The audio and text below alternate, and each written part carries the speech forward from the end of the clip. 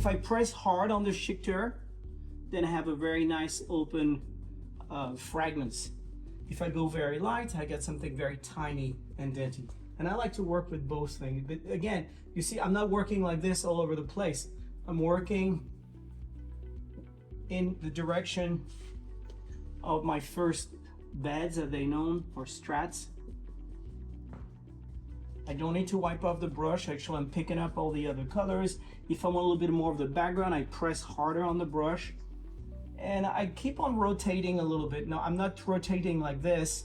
I'm rotating when I'm in the air. So slow motion, rotate, down, rotate, down, rotate. So I'm always hitting the surface with a different part of the brush. The great thing about the Chiqueteur as opposed to a sponge is that every time you hit the surface, you have a different strike, a different pattern.